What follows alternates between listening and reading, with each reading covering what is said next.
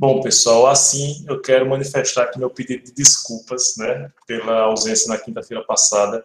Realmente eu não sei o que aconteceu, eu estou nas últimas semanas fazendo muitas coisas ao mesmo tempo, e eu digitei a mensagem e lá por volta de 5 horas, para dar até para vocês se programarem, já que só teria a minha disciplina, né, na quinta-feira, mas eu não sei o que aconteceu, ou eu deixei de mandar, ou teve algum problema depois que eu mandei, enfim, não foi a mensagem, eu até estranhei, porque a Andressa me mandou uma mensagem, professor, vai ter aula hoje, né? Vai ter aula hoje, eu estava terminando aqui os processos, e aí eu nem pude responder a ela, e imaginei que ela não tivesse sabido do cancelamento da aula, porque ela estava com alguns problemas de acesso ao cigarro.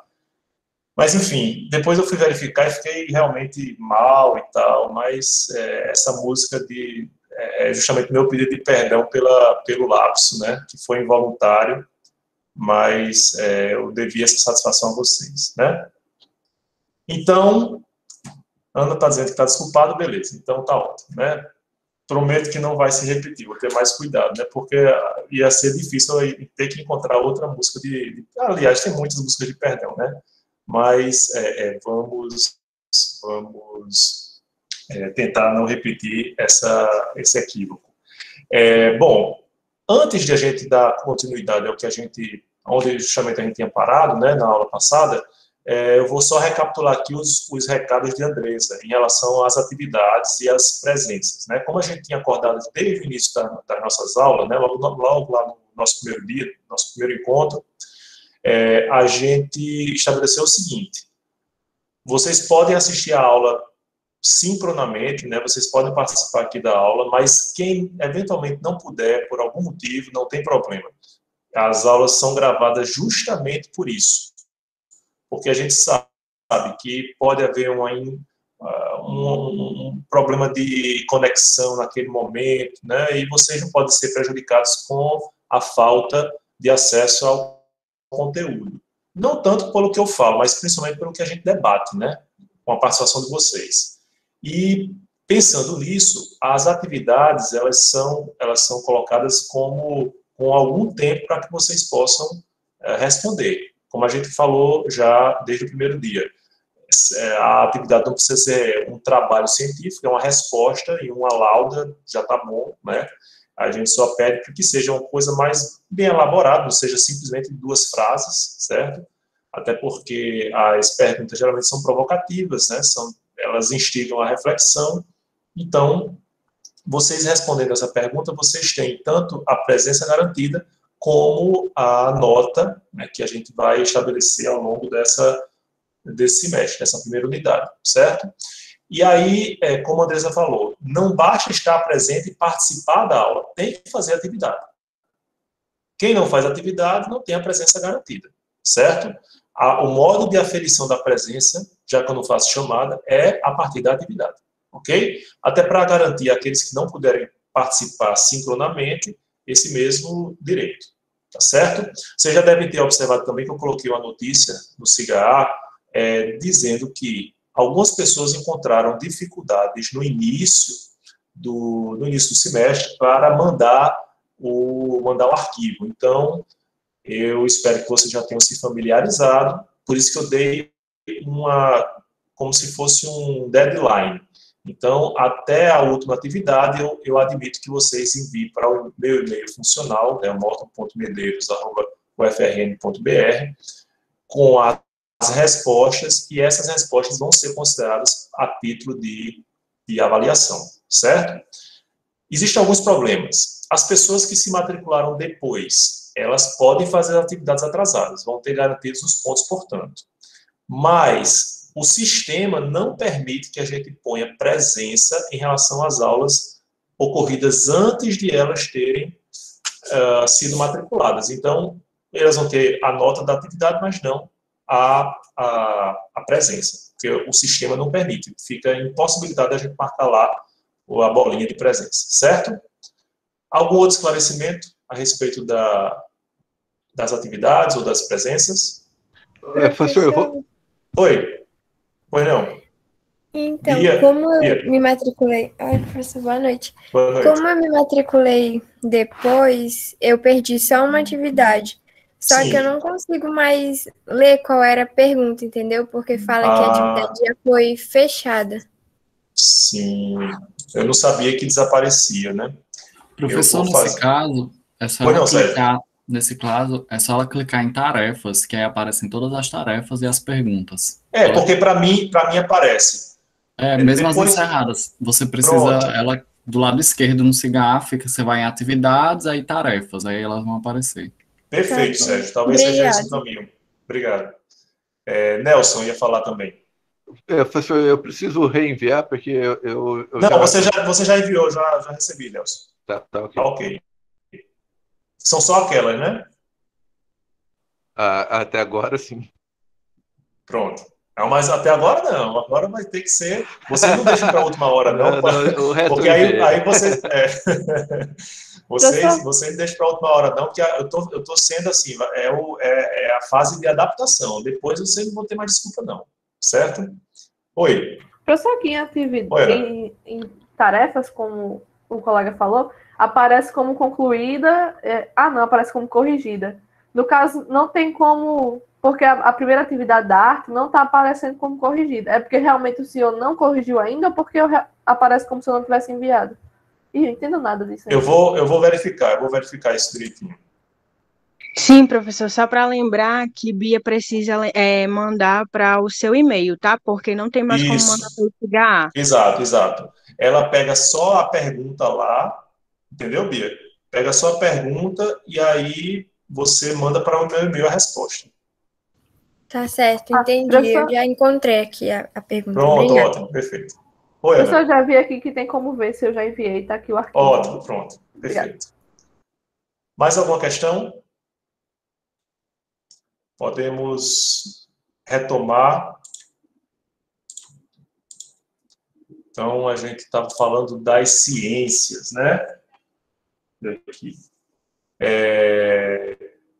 A gente começou justamente falando sobre a importância de a gente falar sobre as ciências, de uma forma geral, né? Para a compreensão, para aplicação, para interpretação, criação do direito. E começou justamente falando das ciências sociais, que a gente tem uma afinidade maior. Vocês podem perceber isso pelo fato de até as cadeiras, as disciplinas que vocês vão pagar inicialmente no curso são relacionadas a essas ciências, né? Então, não é por acaso, porque o direito se relaciona muito mais proximamente com as chamadas ciências sociais. Mas existem ciências como a medicina legal que são muito importantes para o direito, principalmente em determinados ramos. Então, aqui eu atuo como promotor criminal, eu, muito frequentemente, em quase todo processo, eu me deparo com um laudo para verificar a gravidade da lesão corporal, para verificar o resultado morto nos latrocínios, já que eu não atuo numa vara dos crimes dolosos contra a vida, para verificar, por exemplo, o caso de a constatação do estupro, né? Então, são laudos médicos que nos auxiliam na construção, na averiguação das provas, né? Essa é a tarefa da medicina legal.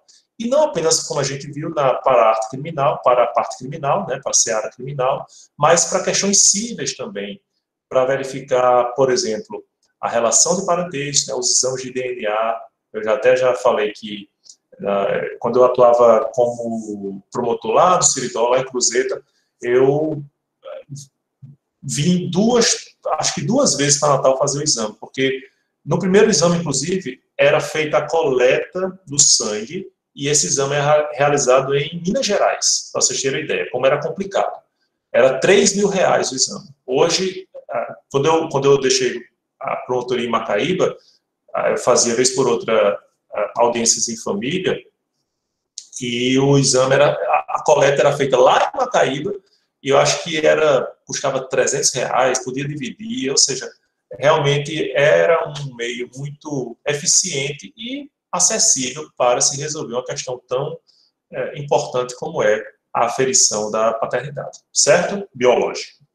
Bom, agora a gente vai entrar numa seara também de muita importância, de muito interesse, Vocês devem estar analisando, ou já devem ter analisado o Totem Tabu, né? Eu já ouvi falar que sempre no primeiro período vocês, não sei se vocês já se depararam com o texto, né? Acho que vocês até mencionaram aqui, né? E em que é que vai nos auxiliar o estudo da psicologia? Primeiro, a psicologia é importante, é crucial na mediação dos conflitos, certo? E direito, ele é um instrumento para a resolução dos conflitos. Infelizmente, a gente ainda tem a percepção de que o direito serve para a guerra, o direito serve para a luta, né? Mas os conflitos, eles não são necessariamente resolvidos ou solucionados a partir de um vencedor e um perdedor, né? A gente pode ter dois vencedores no conflito, quando os interesses de ambos são salvaguardados, são atendidos. Mas como é que pode, professor? A gente tem assim dois vizinhos brigando por uma situação. Bom, quando a gente convence, quando a gente faz compreender, faz com que ambas as partes compreendam que aquele é o melhor caminho, eu acho que a gente tem aí dois vencedores. Por isso que, não por acaso, a palavra convencer é o vencer conjunto, é o vencer com o outro. Então, a partir do convencimento, eu tenho dois vencedores, certo? Ao longo do curso, e o curso tem mudado muito o seu perfil, a gente não está mais se preparando para o debate, a luta judicial, mas muitas vezes a resolução do conflito é o foco, e a resolução do conflito às vezes acontece independentemente do judiciário, num escritório da advocacia, né, quando o advogado pode até reunir as partes que estão em conflito para tentar um acordo, ou então em instâncias arbitrais. Então, hoje se fala muito em outros meios alternativos da resolução de conflitos. E para que é que serve a psicologia nesse âmbito? O que a gente observa é que a psicologia vai nos permitir ter um approach, né, um contato, um sucesso muito maior do que se a gente vestir a carapuça do litigante, né, daquele que se coloca ali para a guerra, né? E tem um caso muito interessante, eu participei uma vez de um curso de confecção de termos de ajustamento de conduta, aqui no Ministério Público, e o termo de ajustamento de conduta é, inclusive, um meio alternativo à judicialização do conflito, e ele dizia que tinha um embate, ele era promotor em Minas Gerais, e tinha um embate muito difícil lá com o pessoal com a empresa de água lá de Minas, e ele não ia para frente aquele negócio, aquele acordo, e aquilo estava incomodando demais, e aí ele disse, vou fazer o seguinte, na próxima reunião, eu vou abdicar dessa posição de eu estar de um lado, você e os outros, né, com quem eu estou dialogando do outro, vou marcar uma reunião usando uma mesa redonda e vou colocar em cada na frente de cada cadeira, um copinho d'água com a marca da empresa da água mineral, né? É impressionante, pode ser uma coisa boba, né, mas ele disse que, coincidência ou não, a forma como as pessoas saíram da reunião, né, permitiu, como elas viram aquela situação armada de forma a criar um elo, né, permitiu finalmente a assinatura do termo de ajustamento de conduta, né? Então, são pequenas coisas que a gente vai trabalhando. Existe um neurocientista que vende livros, esqueci agora o nome dele, autor de best-seller aqui brasileiro, não é Darcy Ribeiro, não é como é o nome, meu Deus? Não é Chiniachik, não, é o outro. E ele fala sempre que a gente, quando a gente vai dialogar, a gente tem que abrir a janela light. Então, a gente vai dar carão no filho, né? Isso eu aprendi porque a escola onde meu filho mais velho estudava tinha a aplicação do seu método. E aí, antes da gente dar um carão, a gente abre a janela light primeiro. filho, eu tenho muito orgulho de você, mas eu fico decepcionado quando você faz isso de forma, de novo, e que não combina com você, né? Quando você abre a janela light, né, então você já cria um espaço para o diálogo, né? É o que é a janela que se fechou ultimamente no país diante de tanta discussão politiqueira, não é verdade? Então a gente não tem mais dialogado, a gente não cria mais a janela light, né? E isso muito porque as pessoas terminam fazendo da opção política ou eleitoral de cada um ato de fé. E que se a outra pessoa não acredita na sua fé, não professa a mesma fé, você não merece sequer debater com essa pessoa. O senhor se Alguém refere a Augusto Cury?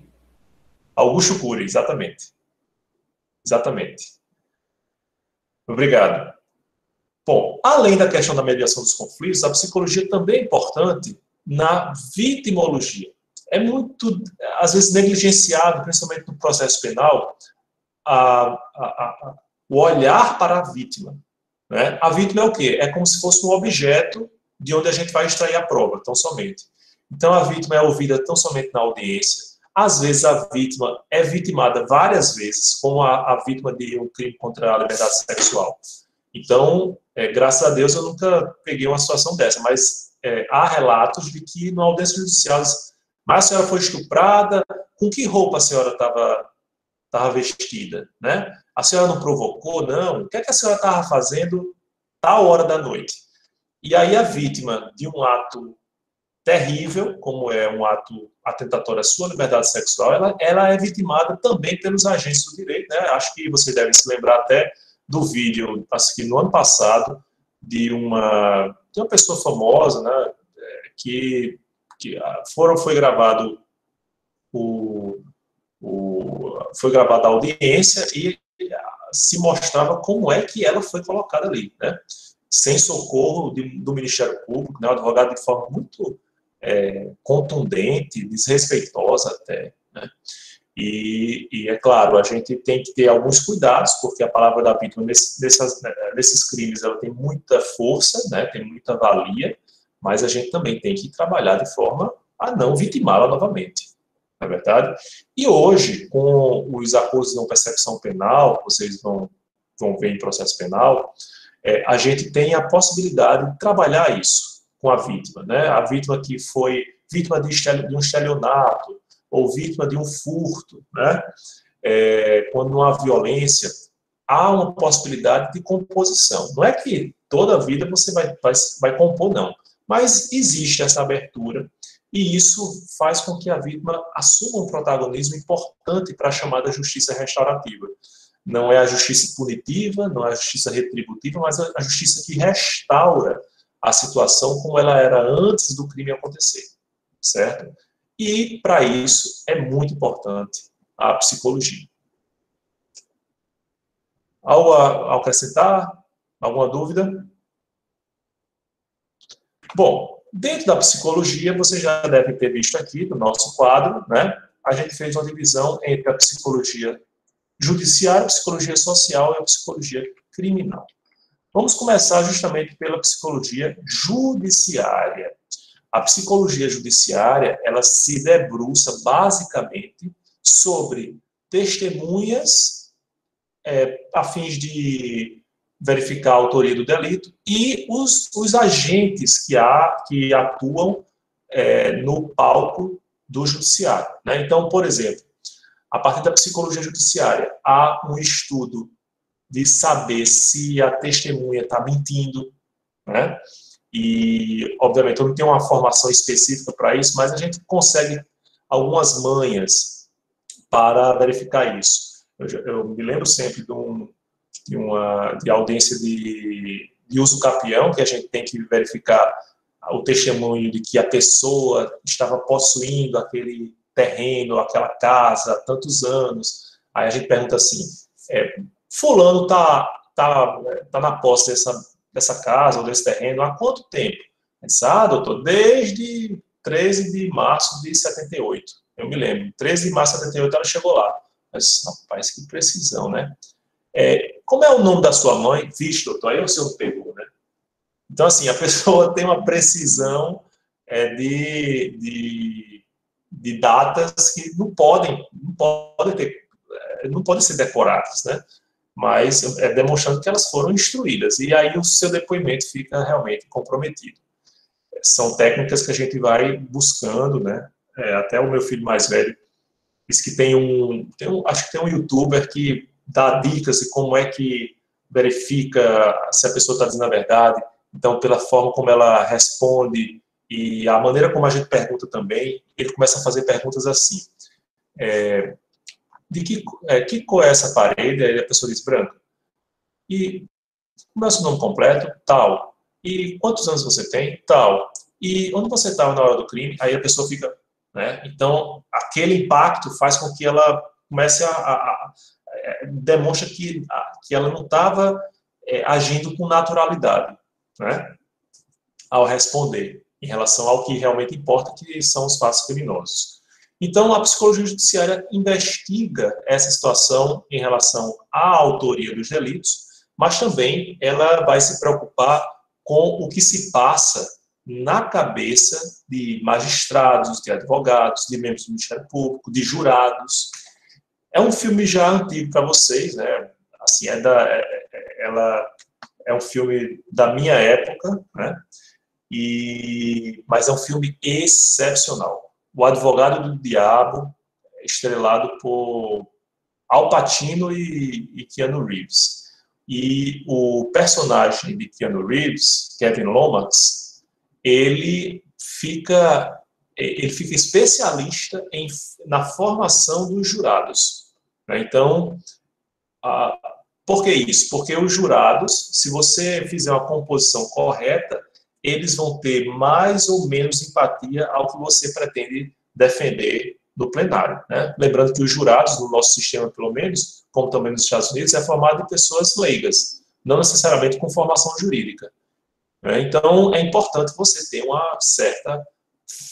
um certo conhecimento até para fazer essa formação. E como é que é feita essa formação? Você pode, aqui no nosso sistema, você pode fazer 2 recusas. Tem um corpo de jurados de 21 e vão sendo sorteados. Então, você pode fazer 2 recusas injustificadas, né? E aí, às vezes, a gente pega algumas informações, por exemplo, fulano de tal, ele costuma bater na mulher. Então, eu procuro a condenação de alguém que está sendo acusado justamente de matar a mulher, de um feminicídio, eu vou rejeitar essa pessoa. Né? E nem sempre essas situações são públicas, então é preciso que a gente faça um apanhado ali social, né? Não apenas psicológico. Mas é interessante ver também como na hora do júri, e quem tiver a oportunidade, hoje a gente está com uma situação difícil, porque eu não sei nem se os júris estão ocorrendo presencialmente. Eu soube que algumas comarcas já tinham sido retomados, os júris presenciais, né? Mas é um aprendizado, pessoal. Primeiro, para os críticos dizerem, poxa, isso é uma encenação, né? Pelo amor de Deus, como é que o direito ainda se compactua com isso? Como para quem realmente gosta do debate, então, o debate tem ideia, então a gente vê a eloquência, a forma como se trabalham as provas, é sempre um aprendizado muito interessante a gente assistir. Então, esse personagem de Kevin Lomax, ele tinha essa habilidade que foi colhida justamente na sua experiência assistindo a como os jurados como os jurados chegavam ao veredito lá nos Estados Unidos. Vocês já devem se lembrar de alguns filmes. Eu me lembro aqui de alguns deles, né? 11 Homens e uma Sentença, eu acho. É assim o nome do filme, salvo engano. Acho que é assim. Tem uma versão mais antiga e uma versão mais moderna, que se passa dentro de uma sala de júri. Então, você vai arrumar, nossa, que filme chato, né? E você fica instigado. Quem assistiu a série também, de O.J. Simpson na Netflix, deve se lembrar também como é que é feito o veredito. Então, você vai colocando os seus pontos de vista, né? E aí vai formando, porque tem que haver a unanimidade em relação ao veredito. Aqui não, a gente faz o voto secreto, individual e cada um, inclusive ao contrário, há de haver uma incomunicabilidade entre os jurados, certo? Mas quem está atuando lá na hora, é preciso atentar para a reação dos jurados. E nos meus primeiros júris, eu sempre me deparava com alguns advogados que faziam primeiro faziam um ataque pessoal contra mim, né? Da vez por outra acontece isso também, contra a vítima. Aí dizia, olha, eu quero rogar a vocês aqui nessa terra de Nossa Senhora dos Remédios, ou Nossa Senhora da Apresentação. Então, sempre, ele tinha o mesmo discurso, só mudava o santo, né? E decorava o nome dos jurados. Aí, isso, não é mesmo fulano, beltrano, cicrano? E aí era como se estivesse jogando com a empatia, né, em relação àqueles jurados. Isso é tudo fruto de experiências que são estudadas no âmbito da psicologia judiciária. Certo? Tranquilo? Algum relato sobre essa situação? Professor, Ou não? dentro da psicanálise, né, a questão de figura e fundo. Então, você que anda de coletivo, né, em Recife, né, aquela área lá, você sai tá saindo de um curso lá por volta das 22 horas, tá na parada de ônibus, tranquilo. Você nunca presta, a princípio você não presta atenção nas motos, né? Você presta atenção no ônibus, você tá esperando o seu ônibus chegar. Até que você sofre um assalto, né? Aí depois você, toda vez que vai pra parada, aquilo que era figura, que era fundo, a moto passa agora a ser figura. É verdade. E por alguma razão, o cara da moto parou, encostou para fazer uma pergunta, e aí levou a mãozada logo, caiu no meio do trânsito, no meio da pista. Então você vai sair o carro correndo passou, matou o cara, e agora? Aí a defesa fica como? Eu estava sobre influência, como é que diz lá o termo, né? Domínio de violenta emoção, né? Nesse caso, não, mas você pode, como se fosse uma legítima defesa putativa, né? Então você agiu como se fosse legítima defesa, mas de fato não era legítima defesa porque a pessoa não ia lhe agredir, né? Isso existe uma figura específica do direito penal que vocês vão estudar. Mas olha, direito penal pense numa riqueza de situações, porque eu acho que é o direito que mais mexe com as nossas emoções, né? O crime, ele nasce de uma emoção, de um sentimento muito aflorado, seja o ódio, o amor, a cobiça, né? Se você colocar os 7 pecados capitais, são 7 pecados que inspiram todos os crimes. A avareza, a cobiça, o amor, o ódio. Amor não é pecado capital, mas eu digo a ira, né? Então, por isso que o direito penal é tão apaixonante também, certo? Mas perfeito, bom exemplo para a gente verificar no âmbito da psicologia. Bom, além da psicologia judiciária, a gente tem a psicologia social. E aí eu não atuo apenas no microcosmo dos agentes que estão agindo ali, que estão atuando no processo judicial. Eu abro o meu espectro, né, para verificar como as pessoas pensam, como as pessoas influenciam, se relacionam umas com as outras, né? Então, a psicologia social, ela vai estudar a interação entre as pessoas, a maneira como, por exemplo, uma pessoa se sente influenciada no âmbito das suas relações sociais. Eu tenho aqui, olha, meus tios são traficantes, e os meus amigos da minha escola, eles costumam cometer roubos, né? Então, isso implica, isso influencia, isso marca também a vida da pessoa. Se a gente observar o que pode, o impacto que tem a vida que é levada em muitos desses locais da cidade, que são esquecidos muitas vezes pelo poder público, a gente observa que a criança, já desde criança, ela é mostrado a ela que o caminho para o sucesso não passa pelo trabalho. Porque ela diz, olha, eu vou trabalhar para viver desempregado como meu avô, ou para viver com salário mínimo sendo humilhado como meu avô.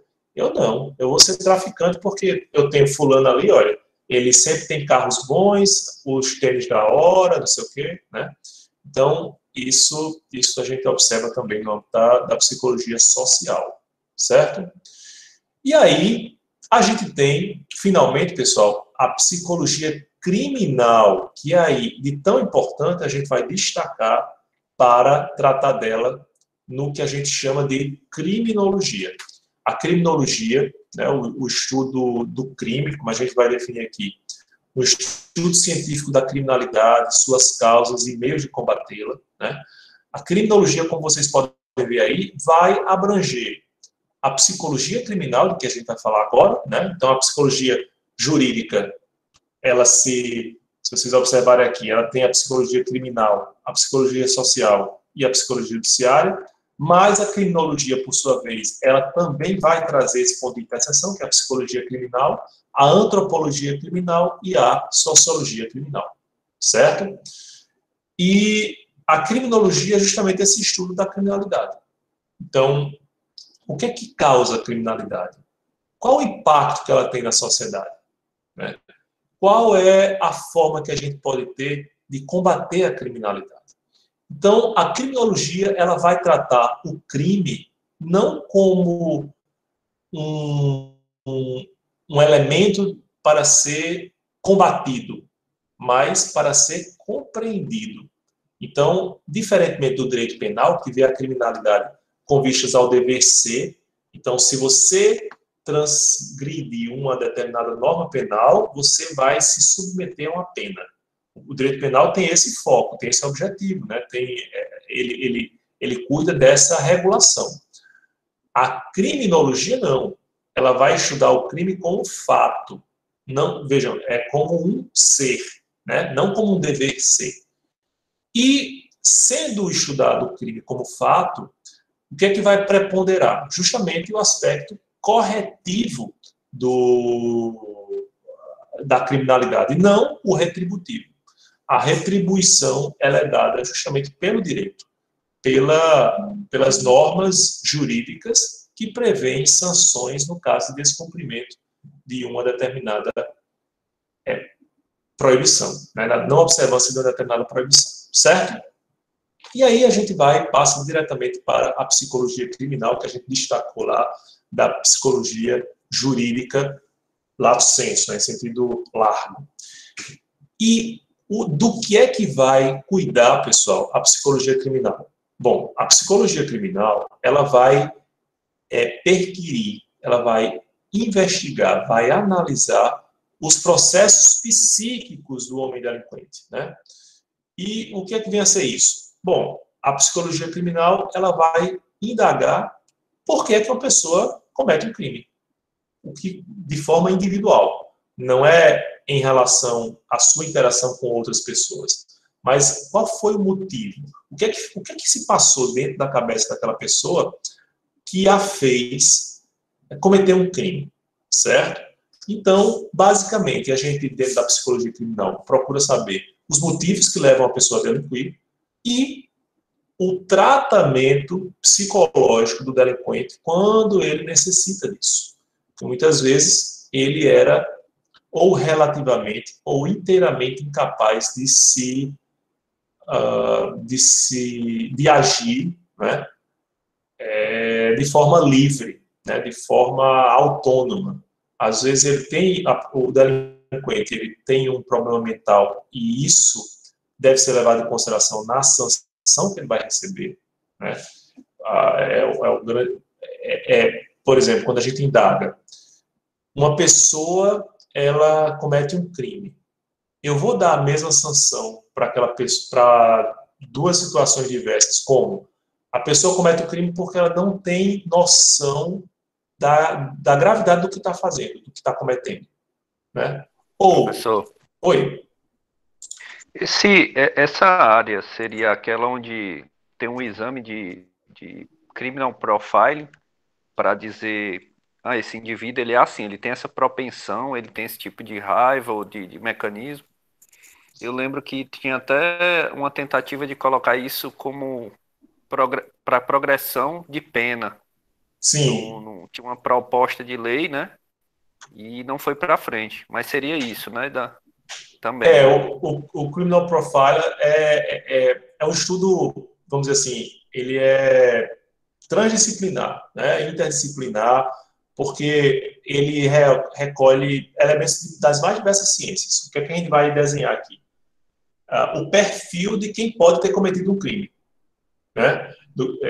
Aconteceu um crime bárbaro, não sei nem se, eu acho que Pedro Velho, né? Que uma pessoa estuprou uma senhora que estava lá, terminou matando, uma coisa bárbara. Eu não sei se eles já sabem quem foi essa pessoa, mas a partir... Já foi preso? Melhor. Já ele estuprou a mãe e a filha esse final de semana, e a mãe morreu asfixiada. Exatamente. E, assim, em casos contra a liberdade sexual, geralmente há uma certa dificuldade, principalmente essas pessoas têm um problema de desvio que termina a impelindo a fazer isso reiteradas vezes. Então, por isso que em alguns países se admite até a castração química, né, dessas pessoas, porque são pessoas que terminam tendo dificuldade em se ressocializar, por questões que talvez até biológicas elas tenham dificuldade de atender à necessidade desse freio, né? E aí a gente, claro, traz uma discussão muito instigante de saber, bom, mas se essas pessoas elas voltam a delinquir, o que fazer nesse caso? Eu tenho dois caminhos possíveis, bem extremos. Uma, ela está agindo assim porque ela não consegue se conter, um problema biológico, então não é justo puni-la como se fosse um delinquente. E o outro caminho essa pessoa não tem jeito, então a gente vai castrar quimicamente ou condenar à morte nos países que admitem a pena capital, porque ela não vai se ressocializar, certo? Mas o profiler, ele vai cuidar justamente a partir do crime, da forma como o crime é cometido, saber o que pode ter levado a pessoa a cometer esse crime. Quando existe um homicídio, né, são os crimes que são mais bem apurados, que há um cuidado maior, afinal de contas é a vida que está sendo, que foi atacada, né? O que é que o investigador faz? Bom, fulano que morreu, a vítima, ele tinha inimigos? Ou seja, vamos buscar quem tem motivos para cometer esse crime. Né? E isso é o trabalho do investigador, do profiler, né? Aquele que traça o perfil do criminoso. E para isso, é importante que a gente faça a investigação das causas do cometimento do crime. Mas, muitas vezes, o que a gente observa? Essa causa não é muito clara. E aí a gente faz essa investigação a partir da psicologia criminal. Certo? Existe um filme também muito, muito bacana, porque é imprevisível, né? Seu final é surpreendente. Eu não posso dizer muito mais coisa, mas é com Edward Norton, que As Duas Faces de um Crime, eu acho. Não sei se vocês já assistiram, me corrijam se eu estiver enganado. É uma coisa assim, que a trilha sonora, inclusive, é um fado. E é lindo, é muito bacana esse filme. E aí a gente vê como é importante e como pode ser, como a gente pode cair também num equívoco quando faz mau uso da psicologia criminal, certo? Bem compreendido, pessoal, o que é psicologia criminal em relação aos outros âmbitos da psicologia jurídica. A psicologia criminal se preocupa com o que faz com que alguém cometa um crime, né? Os processos psíquicos, né? que faz, mas especificamente o processo psíquico. Porque a gente tem também outros fatores, por exemplo, os fatores ambientais, fatores sociais, que a gente vai estudar em outras ciências. Jefferson. Professor, boa noite. Boa noite.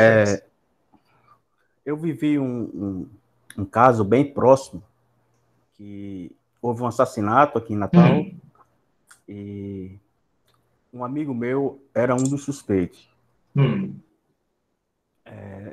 Sendo que no final foi descoberto que foi, na verdade, a mulher dele, ou ex-mulher, porque eles estavam no processo de litígio, separação. Que mandou uma terceira pessoa executar. É assim, nessa parte de criminologia do psicológico, né? Porque Sim. quando estava lá a polícia, tudo, e a mulher não tinha visto o corpo ainda, que estava todo ensanguentado, e essa pessoa foi morta com uma facada na garganta, e o apartamento dela estava todo ensanguentado, aí quando abriu, a mulher foi correr em direção ao corpo do marido, ou ex-marido, mas ela teve um cuidado tão grande para não pisar no sangue que estava espalhado que o delegado ali, ele já...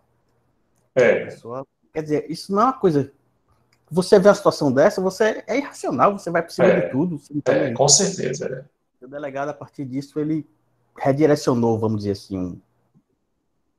Perfeito. Então, é muito bom o exemplo, Jefferson, porque, assim, é muito difícil também, é muito importante a tarefa do investigador, né, do delegado, dos agentes de investigação também, porque eles estão ali sentindo o cheiro do crime, né? O crime que acabou de ser cometido. E com toda a carga pesada que é esse momento inicial. E, às vezes, se perder essa oportunidade, a gente não consegue mais escolher aquela prova. Então, muitas vezes eu participo de processo em que as averiguações iniciais não foram bem conduzidas, e aí a gente tem uma dificuldade tremenda na hora da instrução judicial, porque já faz meses, já faz semanas do cometimento do crime, e a gente tem uma dificuldade tremenda em revisitar ou reconstruir aquele fato. Né? É muito bem colocado. Ao lado da psicologia criminal, dentro da criminologia, a gente tem também a sociologia criminal. E a sociologia criminal, se na psicologia criminal a gente se preocupa com o que passa os processos psíquicos internos do homem delinquente, na sociologia criminal a gente investiga os fatores ambientais e sociais do delito. Né? Então, por exemplo, em que medida viver numa favela impacta a propensão de alguém para o cometimento do crime? E eu falo uma favela não porque é uma favela, são casas de pessoas pobres, mas considerando a ausência do Estado, o desdém do Estado em relação àquela comunidade, porque muitas vezes não tem saneamento, não tem saúde pública de qualidade, nem educação de qualidade, e essa ausência do Estado, ela termina abrindo espaço para outras manifestações de poder, mesmo que sejam poderes paralelos. E isso, inclusive, motivou o surgimento das milícias no Rio de Janeiro. Né? Você já deve ter assistido e visto 1000 vezes Tropa de Elite 2, etc., que mostram essa realidade. Né? Então, a sociologia criminal, portanto, ela investiga o que é que faz alguém cometer o crime, mas com o olhar não em relação ao que passa na sua cabeça, mas de que maneira o espaço em que a pessoa vive ou que a pessoa frequenta influencia esse comportamento, certo? Há pesquisas, por exemplo, que mostram que quanto mais apinhadas, mais próximas às casas, maior é a incidência de criminalidade. Mas o que é que tem a ver a casa com o crime? Tem tudo a ver. Quanto mais as pessoas vivem mais próximas, então Não existem espaços verdes nas casas, as casas são, elas não trazem tanto bem-estar assim para as pessoas que habitam, né? O que é que a gente observou, André e Augusto levantaram a mão, daqui a pouco eu abro para vocês. O que é que a gente observou na pandemia, né? Uma corrida muito grande para casas em detrimento de apartamentos, porque a gente começou a viver mais dentro de casa, dentro do lar. A gente que vivia fora de casa o dia inteiro, a gente está muito mais frequentemente enfurnados. E aí a gente começou a dar valor a alguns ambientes da casa que eram esquecidos, né? Então, pois não, agora vocês falam aí. André e Augusto. Na ordem, André, né? A ordem alfabética, vai, André. Eu vou falar aqui, enquanto ele está no áudio. Certo. A questão do homem ser biopsicossocial, né? A parte biológica dele, que deve ser considerada, né? A parte psicológica do indivíduo, tanto no momento quanto anterior a isso, e a parte social, que constrói, onde ali se constrói os valores do caráter, né, etc., do indivíduo, né? Eu pensava que isso era uma coisa só, né? O estudo era psicologia jurídica ou psicanálise jurídica, né? Agora parece que está bem dividido. Psicologia criminal, psicologia social, né? Mas você falou bem, Augusto. Esses três fatores, biopsicossocial, são importantes para essa compreensão. A gente pode trazer tudo no âmbito de criminologia. Na criminologia a gente trata de tudo isso, né? Mas ela também pode se especializar em psicologia criminal, sociologia criminal e uma outra ciência que a gente vai falar daqui a pouquinho. Mas é isso mesmo que você falou. André.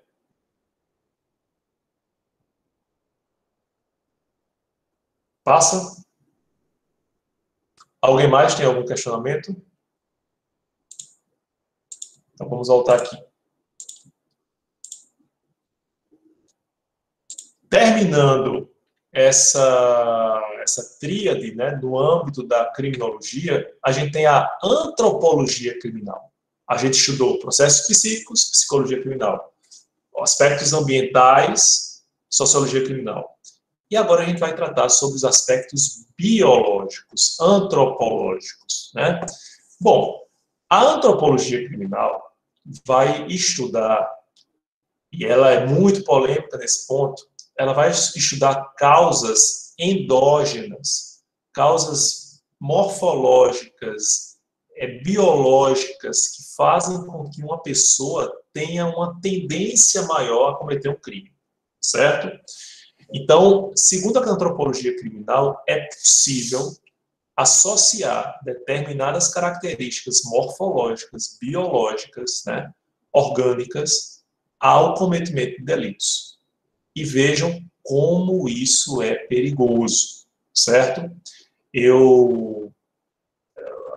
Vocês devem lembrar, vocês já devem ter ouvido falar de Cesare Lombroso. Então, quando a gente fala assim, aquele personagem ali tem o aspecto lombrosiano, ou seja, ele tem toda a caricatura de que é um agente delinquente, né?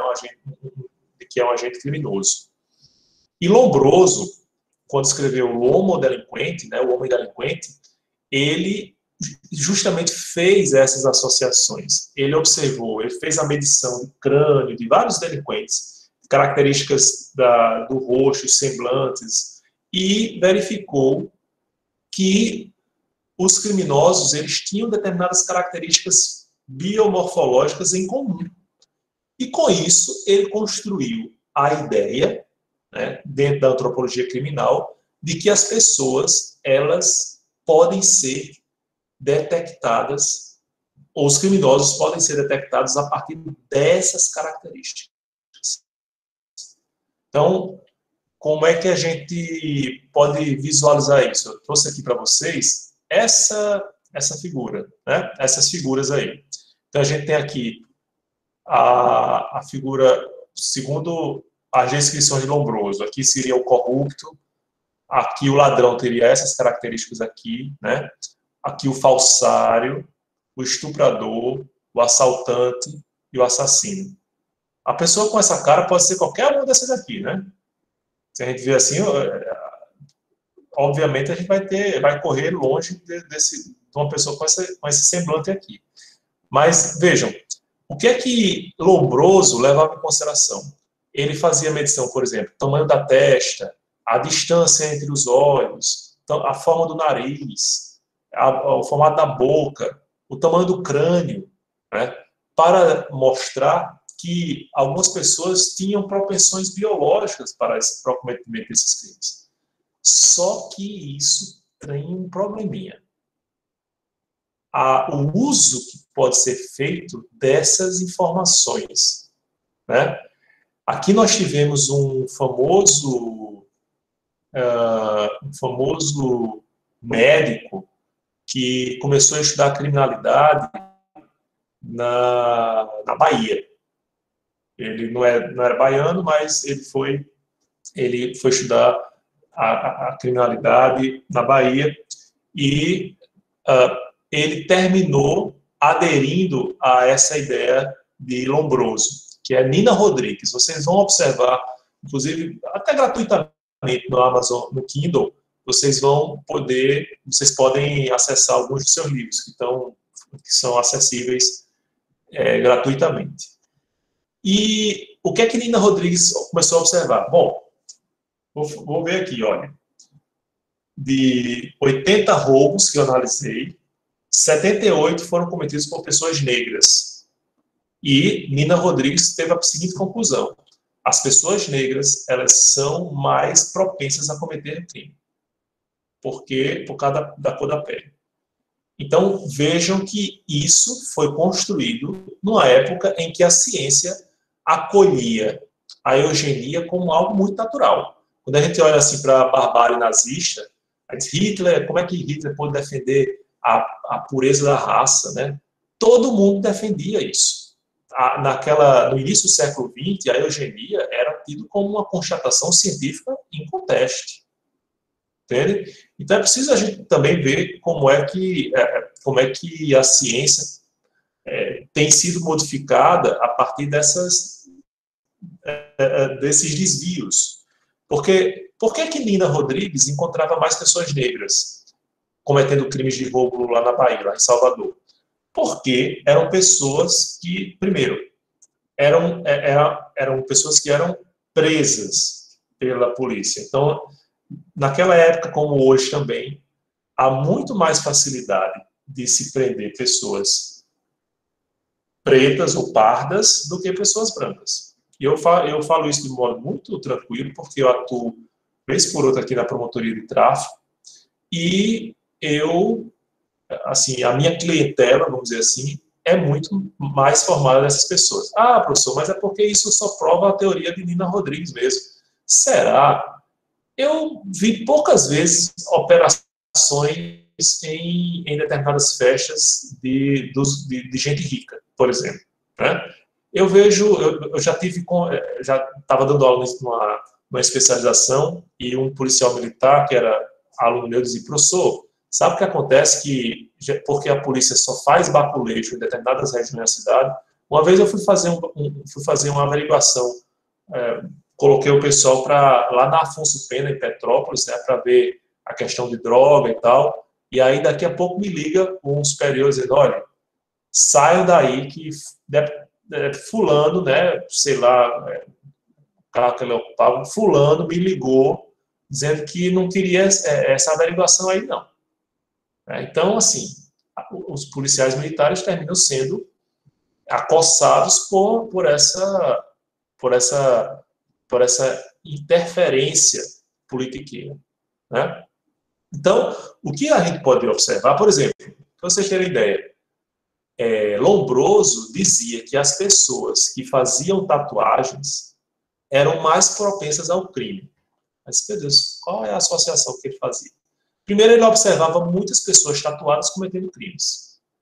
Segundo, ele disse: essas pessoas tatuadas são mais propensas ao crime porque eles, tendo uma maior tolerância à dor, porque, afinal de contas, eles sofrem agulhadas, né? para que a tatuagem fique perene, então elas são mais propensas à dor e, portanto, são pessoas que são mais alheias a qualquer sofrimento infligido, inclusive pela pena, né? Vejam as associações que se fazem, certo? E por causa desses desvios e porque ela incorpora um preconceito inconteste, é que a antropologia criminal terminou passando por severas críticas, pelo menos a antropologia criminal como era vislumbrada por Lombroso, certo? Augusto. Pronto, professor. Não, era só para corroborar, né?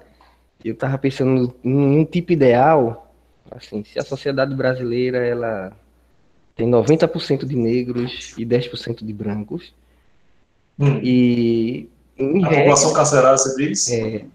Composição, né?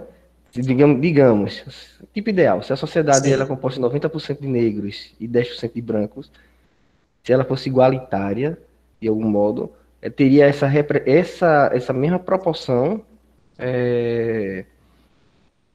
vamos dizer assim, representada, né? Essa representatividade dessas proporções nas instituições, tipo 90% de negro nos presídios, 10% de branco, 90% de professores negros na universidade, 10% de branco, 90% lá no STF, e assim. Esse era meu argumento, até que eu pego um coletivo de novo, estou de terno, gravata e com uma pasta. Eu trabalhava numa livraria, né? Livraria jurídica, né? A minha história, no caso aqui, que me levou foi essa questão de trabalhar como vendedor numa livraria jurídica e, portanto, trabalhar os juízes, promotores, estudantes, né? Vai fazer direito. Interessante. Estou aqui agora, né? Então, o que é que ocorre? Subiu, teve uma blitz, né? Os policiais subiram, revistaram todo mundo, mas não se aproximaram de mim em nenhum momento. E eu me considero negro, né? Mas o fenótipo é de pardo. É o que eles chamam de passabilidade. Nem falaram nada, passaram direto, não sei o que, terminou, mas eu podia estar portando ali, né? Drogas. Augusto. Enfim, podia estar. Diga aí, Newton. Pois é. Eu acho muito interessante esse testemunho, né?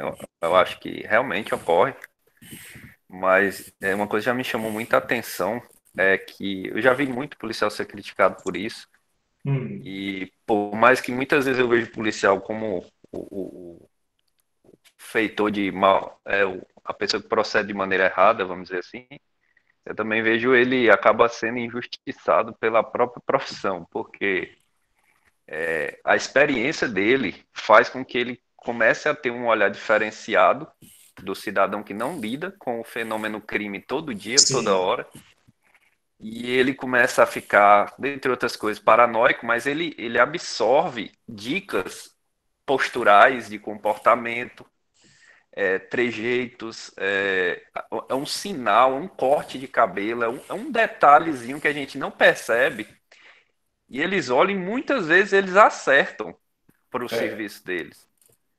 Mas o problema é quando esses acertos são extrapolados para cometer erros, né? Acaba errando. Ele começa a ficar confortável com a intuição. Exato. E os com a outros mera intuição. vão embora. É igual aquela história. Muito complicado. Eu não tenho provas, mas tenho convicção, né? Aquela história. A minha preocupação, suspeita. A minha preocupação é que sempre eu fui revistado, né? Moro em comunidade de vulnerabilidade social, etc. Lá em Recife, né? Agora eu tô aqui em São Gonçalo. Mas é porque eu estava vestido, né? Eu estava com essa roupa devido ao trabalho, a função que precisava representar lá a empresa no local e tinha que ir dessa forma. E assim, o meu jeito é o mesmo, com essa roupa ou sem. Só que sem essa roupa, me paravam tranquilamente, é o trabalho dele. Mas só por causa de um pequeno detalhe, meu amigo.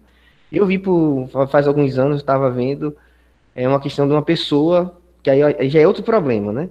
Eles simularam uma questão de um teste social, onde uma pessoa com roupas assim de tipo de hippie e tal, ela simulava passar mal de um ataque cardíaco, algo do tipo, e ninguém se aproximava dela. E o mesmo exemplo, essa mesma pessoa vestida também assim de terno, etc.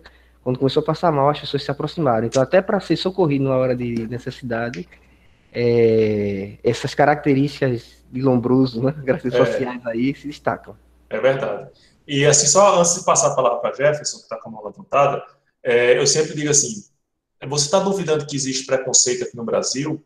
Então, veja se você, pessoa branca, já foi baculejado na rua, né? Então, o fator baculejo, ele é um grande indicador de quem é negro e de quem é tido como branco pelos policiais. É claro que a gente não pode, com isso, colocar os policiais como são pessoas más, mas muitas vezes eles são até orientadas a assumir determinada postura preconceituosa sem ter essa consciência, né?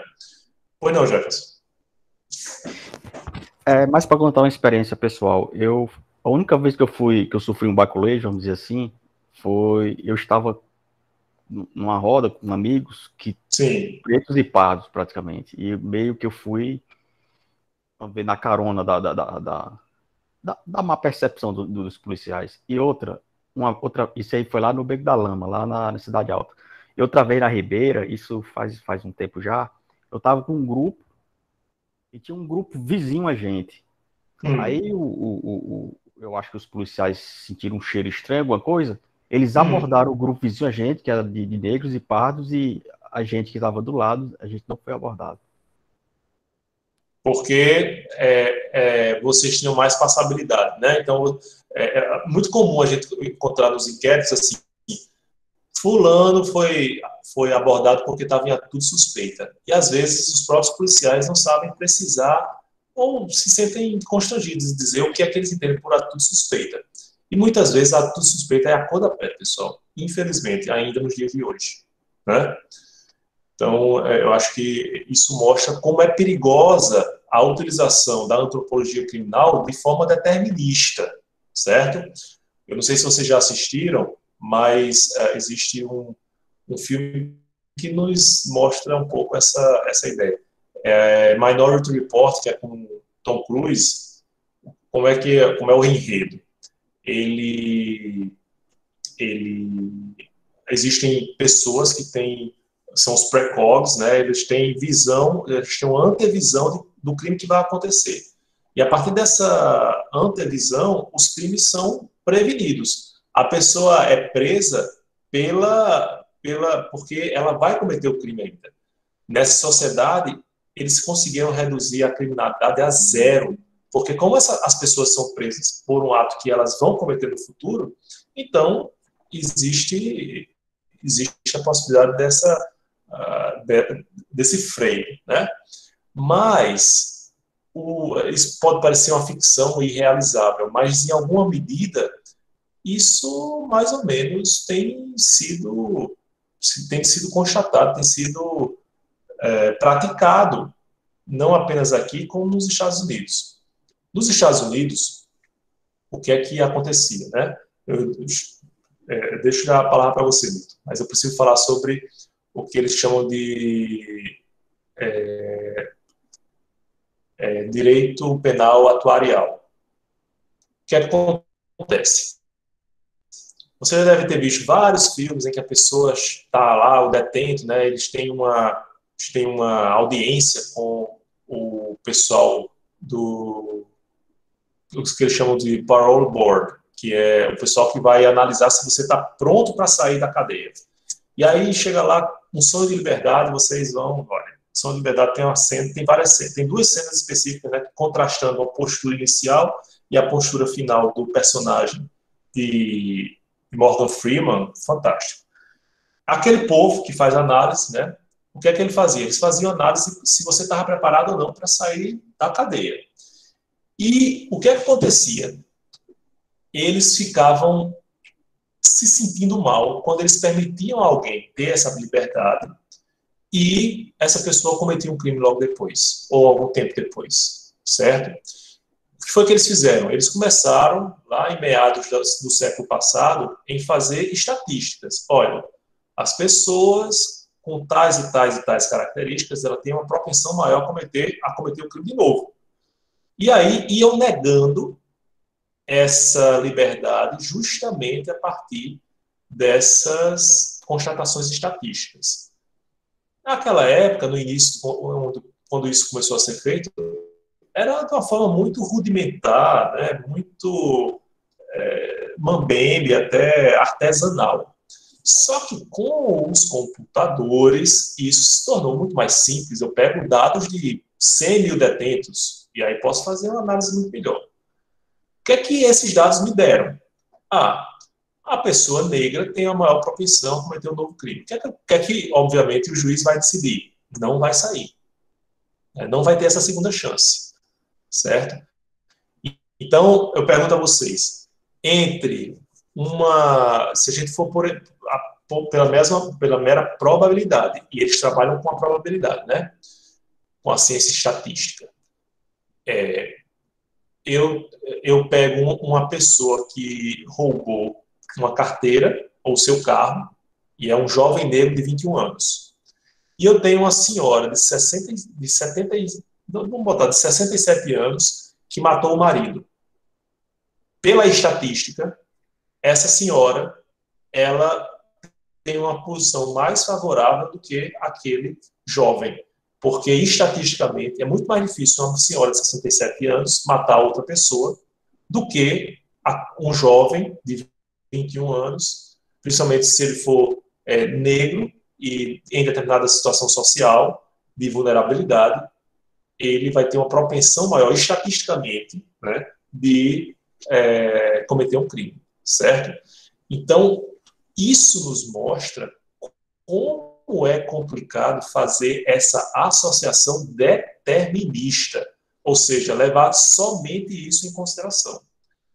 Eu fiz um curso de especialização na PUC desculpe, eu conto já o que a gente aprendeu lá. Antes eu queria passar a palavra para...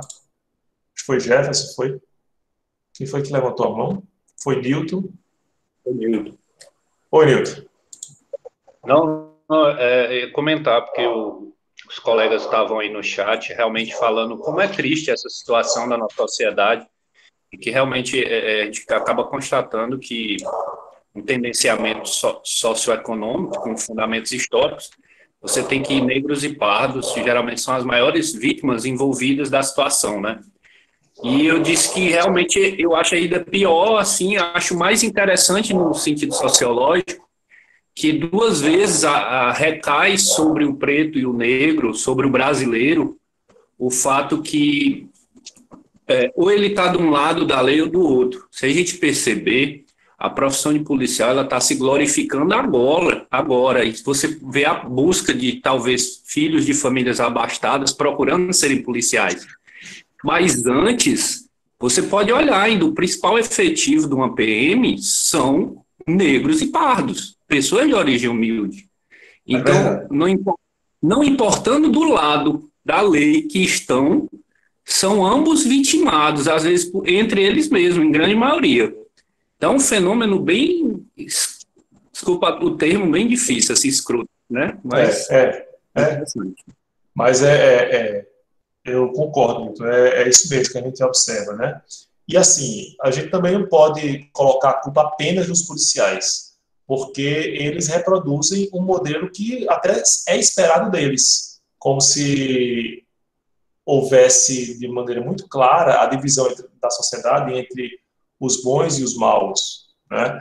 E quando a gente delega à estatística essa decisão, meu amigo, um dia desse estava vendo uma história dizendo o seguinte, não sei nem de quem é essa frase, mas é assim, o que há de mais cruel na estatística é a gente ver que quando a gente olha para duas pessoas que estão vizinhas, né, e um deles tem 2 carros e o outro não tem nada, e eu digo que ali há um carro para cada pessoa. Então, a estatística fria, ela não sinaliza para o que realmente a realidade a realidade indica, né? O que eu ia dizer da minha experiência na especialização da PUC do Rio Grande do Sul é que a gente teve aula com um dos grandes especialistas da moderna antropologia criminal, da contemporânea antropologia criminal, que a antropologia criminal, ela deixou daquelas medições pura e simplesmente, né, de distância entre os olhos, formato do rosto e tal. E hoje há um estudo muito mais complexo, que é o estudo do funcionamento cerebral. E eu confesso que eu fui um pouco preconceituoso quando comecei a receber a aula do professor, que é o professor Adrian Raine. Eu vou mostrar aqui para vocês o livro dele, que tem tradução para o português. Esse livro aqui, vocês estão vendo? Anatomia da Violência, as raízes biológicas da criminalidade. Esse livro é excepcional, né? Então, o que é que o professor Adrian Raine defende? Existem, sim, algumas razões biológicas que mostram que algumas pessoas têm... elas têm fatores que fazem com que elas cometam crime, que elas não tenham remorso, né? Que elas desenvolvam uma ação, uma conduta desviante, certo? E ele mostra com as figuras muito... Deixa eu ver se eu tenho alguma figura aqui. Ele faz estudos também empíricos, né? E ele narra algumas situações em que, quando uma pessoa sofre um acidente e aquele acidente ele atingiu determinada região do cérebro, a pessoa continuou vivendo, né? Se verifica que quando há comprometimento daquela determinada região do cérebro, a hipófise cerebral, que ele fala, a amígdala cerebral, que ele fala muito, deixa eu ver se tem alguma figura aqui. Essa pessoa, ela desenvolve comportamentos muito diversos da que teria se não tivesse essa por exemplo, tem o caso de Richard Speck, esse aqui é um caso curiosíssimo, né? Enfim, isso aqui vocês podem ver, inclusive, vocês podem dar uma olhada aqui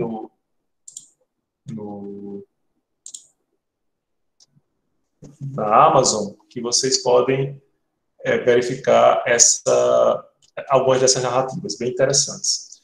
Mas o professor Adrian Raine, o que é que ele defende? A biologia tem sim como nos mostrar que determinadas características biológicas, elas possibilitam um comportamento desviante.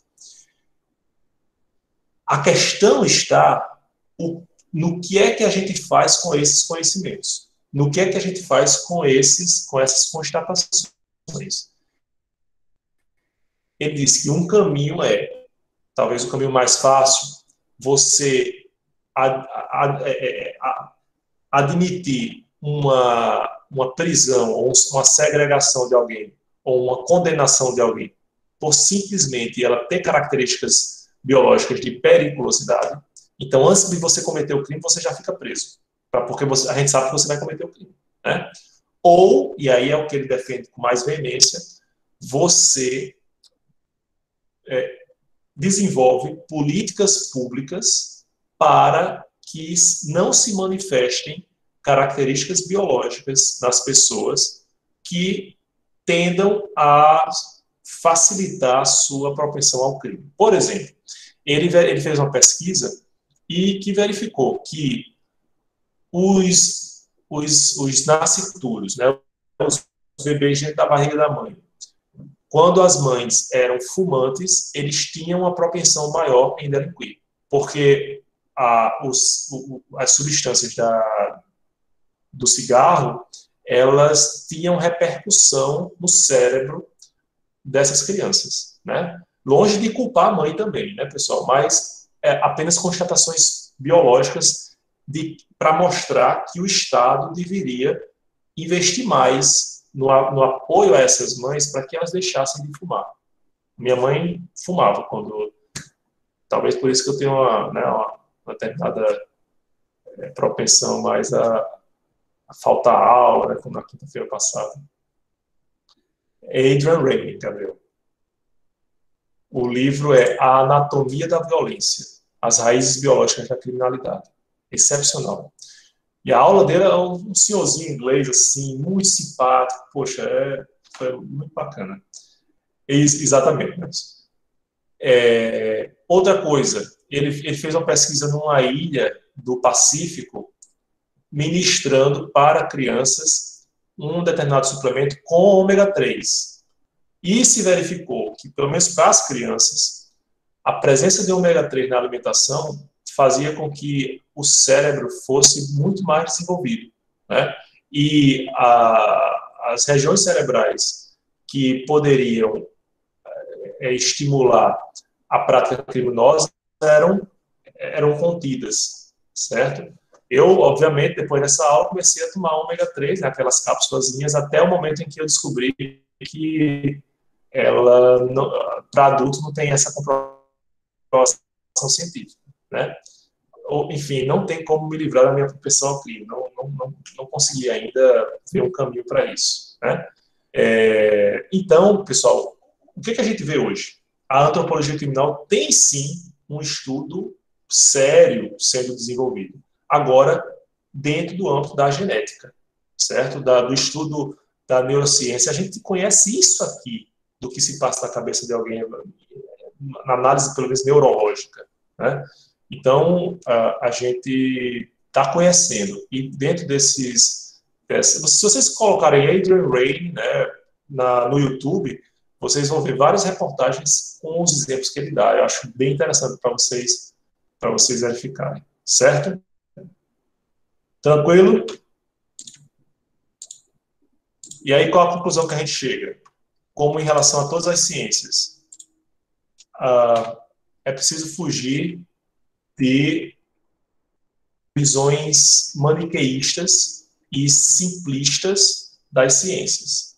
Nem posso condenar a antropologia criminal ao limbo das ciências, nem tampouco posso tê-la como a única ferramenta possível para se aplicar determinada sanção ou verificar a causa de determinado delito, certo?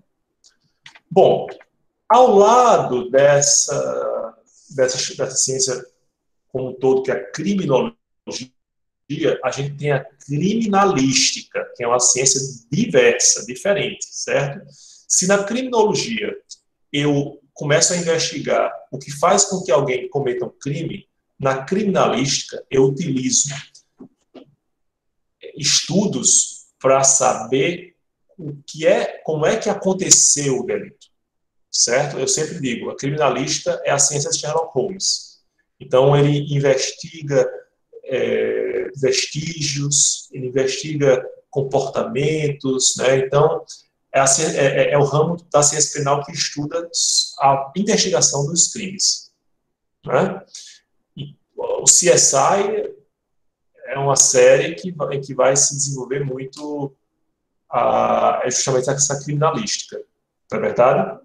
E eu vou me valer de vários outros conhecimentos de outras ciências várias, desde a medicina legal, passando pela física, pela biologia, pela química, né? Quem é fã de Sherlock Holmes deve se lembrar das várias passagens em que ele, verificando a determinada terra, né? Não, essa terra aqui ela é comum em tal lugar de Londres. E aí ele terminava matando a charada, né? Isso, obviamente, nos livros de Conan Doyle, né? Nos livros de Sherlock Holmes. Eu li Arsène Lupin contra Sherlock Holmes, né? Mostrando as falhas de Holmes e Watson. Obviamente, o criador de Arsène Lupin, ele não via, assim, ele entrou na rixa histórica entre Inglaterra e França e fazia com que o malfeitor, né, o ladrão de casaca francês, se sobrepujasse em grandeza ao detetive inglês. E por isso, Conan Doyle, o seu espólio, né, foi contrário à utilização do personagem de Sherlock Holmes nos livros de Arsène Lupin. O que é que ele fez? Ele disse, não, tá bom, não vai ser Sherlock Holmes, não, vai ser Sherlock Holmes. E aí, obviamente, criou essa rixa que é histórica, certo? Então, pessoal, a criminalística ela vai se diferenciar nesse sentido. A criminalística ela vai cuidar da investigação dos delitos, né? Então, aconteceu o crime, chega lá o perito, vai verificar como é que o corpo estava, se existia ali sinais de que o corpo foi arrastado, ele vai ver ao redor se existe determinadas circunstâncias que, por exemplo, existem câmeras de segurança, existem pessoas que moram próximo, que possam ter visto. Então, tudo isso é papel, justamente, da criminalística, certo? Alguma dúvida? Aí a gente ruma para as ciências exatas. Eu pergunto a vocês, as ciências exatas são importantes para o direito? São úteis? Né? Eu trouxe aqui matemática, química, física, estatística, cibernética. E aí, vou logo para a matemática. A matemática, eu coloquei aqui como exemplo, a matemática é o último do direito para a contagem de prazos, né? Para o que antigamente a gente tinha no sistema processual penal das provas tarifadas. Você vê que até a Bíblia diz que para condenar alguém é preciso de 2 testemunhos. Então, antigamente, o sistema processual penal era assim, pessoal. Eu tinha um interrogatório que valia como 3 testemunhos, né? Ou então, uma prova documental, ela valia mais do que um testemunho. Então, é como se cada... Não, essa prova aqui é 0,3, essa outra aqui é 0,4. Quanto mais prova eu tiver, maior é a minha chance de condenar determinada pessoa, né? Então, obviamente, não é disso que se trata. E aí eu trago para vocês essa outra indicação aqui, que foi recentemente traduzida para o português, a matemática nos tribunais. Ela traz, essas 2 autoras, né, inglesas, elas trazem vários casos em que os julgamentos foram decididos corretamente ou incorretamente a partir da matemática. Então, é excepcional esse livro, né? E mostra, pessoal, como a matemática é importante para a resolução de situações jurídicas também, certo? E por isso que a gente tem que fazer bom uso dela.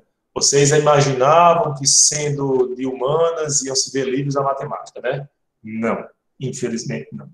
Eu sempre gostei de matemática, para ser sincero, eu gosto, eu exploto quando eu me coloco diante desses desafios. Certo? Bom, além da matemática, também a química. Quando a gente observa, por exemplo, insalubridade.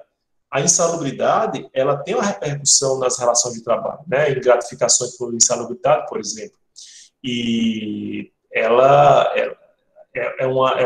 são aspectos que estão previstos na CLT, mas que são trazidos justamente da química, né? O meio ambiente, eu já atuei como promotor do meio ambiente, então, para a nossa atuação, principalmente nas situações mais complexas, a gente se valia de vários laudos elaborados por técnicos do IDEMA, por exemplo, para se verificar a causa da mortandade de peixes, a qualidade dos efluentes que saem de determinada indústria, certo? Então, tudo isso são conhecimentos da química que podem ser úteis. Pois não?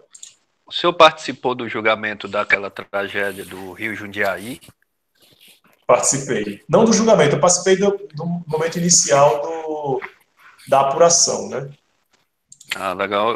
Eu li um livro recentemente sobre esse fato. Eu não sou daqui do Rio Grande do Norte, mas achei assim bem chocante. Qual foi o livro? É de um técnico que era de uma das empresas acusadas. Ele escreveu sobre o fato.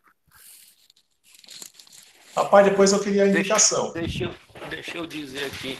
Se eu achar que eu interrompo sua aula de novo, certo, eu te falo, tá bom? Beleza, tá ótimo. E pode ser até que ele já esteja falando, ele tenha falado mal de mim também. Vou colocar a câmera para você ver. Certo.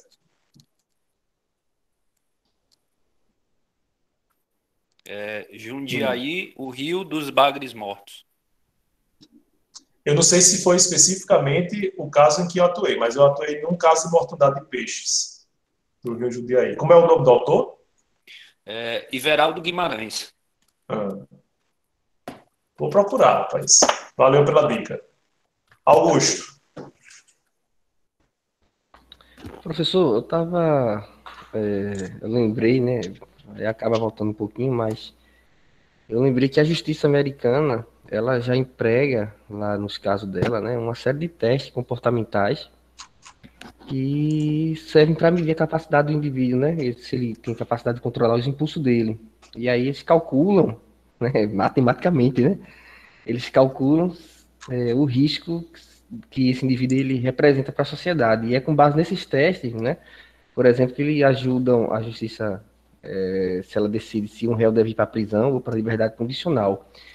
E aí eu coloquei um linkzinho aqui no chat da turma, Sim. que que fala sobre isso também, né? Que é uma pesquisa cabeçada lá pelo pessoal do periódico, cadê? Acho que na Universidade do Novo México, e a neurociência entrando aí para fazer chamado, o termo é neuroprevisão. Sim. Aí, assim, eles estão tentando É aumentar mais o banco exatamente de isso dados para que ele... que, mapeando o cérebro do indivíduo, sem entrar nas questões éticas, etc., sejam capazes de saber o risco dele social, né? Aí eles utilizam de elementos computacionais, matemáticos, químicos, a parte exata todinho, psicologia, então tudo acaba entrando nessa vibe da previsibilidade, tentando criar um padrão, né, de comportamento do indivíduo, que eu acho meio complicado isso. De fato. E assim, veja só, quando a gente diz que as estatísticas não mentem, né? As estatísticas de fato não mentem. A gente vai ver daqui a pouco o que é que a estatística pode possibilitar. Pois não, Sérgio? Mas excelente, eu vou até depois verificar essa reportagem aqui.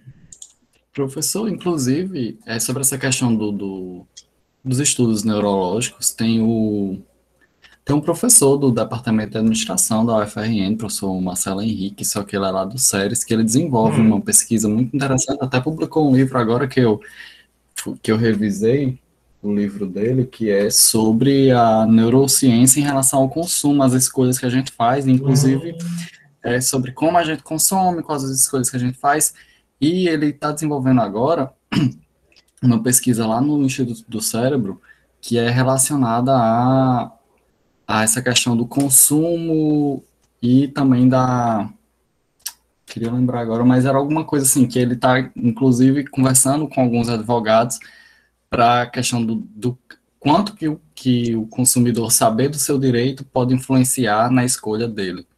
É uma coisa bem, bem interessante, que assim, que a própria UFRN tem desenvolvido com recursos próprios. Excelente. Muito bacana. E veja, quando a gente observa, se vocês observarem o que é que está sendo feito hoje da publicidade na internet, né? Por que é que os dados são o novo petróleo? Porque a partir dos dados eu posso fazer com que determinadas pessoas façam opções, até opções políticas, né? O escândalo do Cambridge Analytica mostra isso, que o Facebook abriu essas informações, as pessoas eram alimentadas com mensagens, imagens, vídeos que tendiam a influenciar a sua escolha política, né? E isso pode ter um impacto violento, né? Muito preocupante, né? Nos rumos da própria democracia. Existem alguns filmes, até documentários da Netflix também, que mostram isso, certo? Bom, mas... pois não, Jefferson. Professor, qual a resposta que o direito dá para um caso como o do maníaco do parque? Que ele pegou pena máxima, vamos dizer. Ele algum dia vai ter que ser solto, porque ele não pode ser preso perpetuamente, mas sabe-se que ali é um caso... Estava lendo uma vez um estudo sobre ele, é um caso, vamos dizer, perdido. eu não sei dizer o termo, que é bem direitinho, não estou esquecido, mas um caso perdido. O que fazer nessas situações, entendeu? Porque ele não pode soltá-lo. O Maníaco do Parque tem até um documentário sobre esses casos, né, no Netflix também. Eu não estou ganhando nada no Netflix não, viu, pessoal? Vou deixar bem claro aqui. Mas é porque, como é a plataforma que eu mais acesso, né, de streaming, e é curioso, porque ele, na prisão, ele é o recordista, pelo menos era o recordista de cartas de pessoas apaixonadas por ele, né, de mulheres apaixonadas por ele. Inclusive, tem uma passa no documentário, eu esqueci o nome, acho que eu realmente esqueci o nome do documentário, mas vocês acham rápido. Que uma pessoa chegou a noivar com ele e disse que acabou o noivado porque ele teve comportamentos estranhos. Mas, meu Deus, ela esperava uma coisa diferente, né?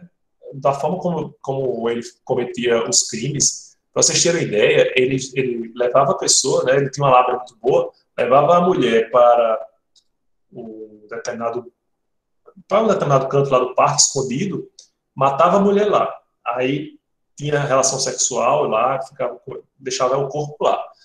E aí às vezes ele tinha relação sexual com ela dias depois da morte. E às vezes levava uma nova vítima para o mesmo lugar e tinha relação sexual com o corpo em putrefação lá. Ou seja, era uma coisa... E aí, uma situação interessante. Tem saída para essa pessoa? Porque a gente sabe que no país a gente tem um tempo máximo de execução da pena, né? Então, a menos que ele cometa novos crimes, ele só vai cumprir aquela pena, mesmo ele tendo sido condenado a 1000 anos, né? Por exemplo, o ex-governador do Rio de Janeiro, ele é condenado, está em, sei lá, 200 anos, tem mais nem graça, né? Mas ele só vai cumprir o tempo máximo previsto na nossa lei. Que foi aumentado recentemente, era só de 30 anos, né? Agora um pouco mais. Então, e aí, o que fazer, né? Aconteceu com o bandido da luz vermelha. O bandido da luz vermelha dizia, olha, não me deixem sair, vai dar erro. E aí houve um esforço para que ele não saísse realmente. O que foi que aconteceu? O liberaram, e dias ou meses, pouco tempo depois, ele foi assassinado por uma eventual vítima, num ato de legítima defesa. Ele já ia matar essa pessoa, e essa pessoa em legítima defesa terminou o matando primeiro, né? Então, assim, realmente, nessas situações, há quem defenda que a pessoa cumpre a pena, mas, se verificando que ela não tem condição de ser colocada em liberdade, ela deve ficar internada até que se ateste, o que não vai ser nunca, né? Até que se ateste que ela tem condição psicológica de assumir uma vida em liberdade, né? Mas é um problema que a gente está enfrentando, que o nosso ordenamento jurídico tem que enfrentar, certo? Bom, ainda no âmbito das ciências, né, do direito, nas ciências afins, a gente tem a física, né? E aí eu me lembro sempre do caso que vocês não eram nem nascidos, né, do caso da morte de PC Farias, que era o tesoureiro da campanha de Collor, todo o escândalo que redundou no impeachment de Collor, passava por PC Farias e tal. E deixar bem claro, é PC Farias, né, não é da minha família, não. Então, havia um debate entre dois legistas da época, Badam Palhares e Júlio Sanguinetti. E Badam Palhares apresentou uma versão de que ele tinha sido assassinado pela sua namorada e depois ela se matou. E Júlio Sanguinetti disse, olha, isso não bate não. Da forma como aconteceu o buraco na parede, as armas utilizadas e tal, foi um duplo homicídio. E, de fato, se verificou depois que a versão inicialmente dada por Badam Palhares, que era um grande legista, assim, a referência no país, e depois disso sua reputação foi por água abaixo, né? Foi realmente foi colocada em discussão, em xeque. Então, se verificou que a versão dele não tinha sustentação fática, né? E por isso a gente vê a importância da física nessas situações. Bem, professor, Foi não. eu me lembro desse caso e até hoje eu vejo muito umas discussões sobre, e parece que o local ele foi completamente adulterado, né? E é complicado você ter um médico que não vai lá no local de crime fazendo interpretações do local de crime, né? Exato. Mas isso aí mostra aí como a importância dessas ciências aí que você está mostrando. Não, com certeza. Para a resolução dos crimes, né? Pois é.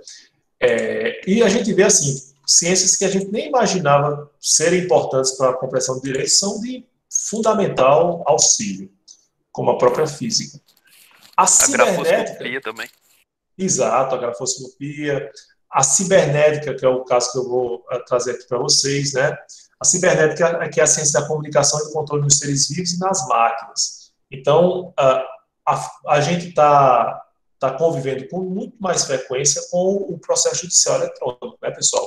As gravações são feitas também por videoconferência, as audiências são feitas por videoconferência. Então, por exemplo, a gente tem que ter alguns cuidados. Existe um princípio do processo penal que é a incomunicabilidade entre as testemunhas. Como é que eu vou atestar isso? Se, por exemplo, eu posso estar aqui dando meu testemunho e ter uma tela aqui mostrando o roteiro que eu devo seguir, né? Ou eu posso estar aqui sendo filmado e duas pessoas com a arma apontada, dizendo, fale do jeito que a gente falou, do jeito que a gente combinou, né? Então, assim, para possibilitar essa perfeita comunicação, é que há uma exigência, por exemplo, na Justiça Federal eles já fazem isso, de utilização de uma câmera de 360 graus. Então, essa câmera capta todo o ambiente, para saber se tem uma outra testemunha que vai depor ali, se existe pressão, alguém fazendo cara feia, certo? Mas a cibernética, obviamente, é de grande importância, né? Vocês que são fãs de Black Mirror, por exemplo, podem verificar o que as inovações tecnológicas podem impactar, ou de que maneira eles podem impactar na vida do ser humano. Não é verdade? Eu lembro de quem é fã de Matrix também, outra época. Quem nunca assistiu Matrix, pelo amor de Deus, assista antes que seja lançado o novo filme, né, Matrix 4. Mas existe o Animatrix, que são animações que foram criadas a partir da ideia do filme, né? E no Animatrix, acho que vocês dificilmente encontram, mas existem 2 episódios que narram como é que os robôs tomaram o planeta, né? E assim, é fantástico ver a questão da inteligência artificial, até que ponto ela... Hoje, por exemplo, se fala em inteligência artificial na decisão judicial, coisa muito interessante para a gente discutir, né? E, por fim, pessoal, a estatística, vou terminar com a estatística, a gente já está extrapolando um pouquinho do tempo, mas só para terminar a nossa aula. A estatística, eu já falei para vocês que a estatística, ela apenas nos informa dados, né? E aí eu vou mostrar para vocês esse gráfico. Eu tenho aqui dos anos 60 aos anos 2008. A gente tem um crescimento do índice de encarceramento. Vocês estão vendo aqui em verde. E eu tenho aqui homicídio. Aqui, ó, vocês veem que vai diminuindo. Roubo de veículos, em laranja. Vem aqui, ó, diminuindo. E assalto. Vem aqui um aumento, depois diminuindo. Que uma das interpretações para esse gráfico é: olhe, graças à alta taxa de encarceramento, a gente teve reduções significativas em homicídio, em roubo, em assalto, né, em roubo em furto de veículos, né? E em homicídio 20 vezes, em assalto 5 vezes, em furto de veículo 2 vezes. Só que essa é uma representação fria. Por exemplo, ela não mostra a incidência de tráfico de entorpecentes. Percebam? E o tráfico de entorpecentes, depois da chamada guerra ao terror, principalmente na era Reagan, né, foi um dos grandes responsáveis nos Estados Unidos, como tem sido aqui no país, no Brasil, pelo crescimento vertiginoso da quantidade de pessoas encarceradas no país, né? Então, assim, é um gráfico, mas não mostra tudo. Então, é preciso ter muito cuidado na forma da gente interpretar também as estatísticas. Certo, pessoal? E assim a gente conclui o estudo das ciências afins ao direito. A partir da próxima aula, a gente vai começar a ver efetivamente o que se chama de ciência do direito, certo? Se a gente pode chamar assim essa ciência. Pois não? Eu senti falta dos episódios de CSI, que o senhor prometeu. Prometi, né? Mas o que aconteceu? Eu mudei o disco do meu computador de HD para SSD, porque estava muito lento. E aí eu não consegui recuperar ainda. Eu estou meio desesperado, porque é a minha vida que está ali, né? E tentei buscar no YouTube. Existem vários episódios, inclusive episódios passados no Brasil, mas tudo em espanhol, né? Tem alguns em inglês, eu não vi nenhum que tivesse a legenda em português e tudo, aí fiquei sem graça de deixar para vocês. Mas vou continuar a minha tentativa de resgatar meus arquivos, pelo amor de Deus, e deixo para vocês, certo? Porque ia ser a sessão cineminha justamente da quinta-feira. Mas estou devendo a vocês, certo? Pronto, se vocês, Felipe está dizendo aqui, arruma o episódio e joga no Drive. Opa! Então, é um episódio que fala... Mas qualquer um episódio a gente pode fazer a discussão. Se vocês conseguirem, a gente depois coloca aqui. Deixa eu parar de gravar, para não me complicar criminalmente, inclusive, pessoal.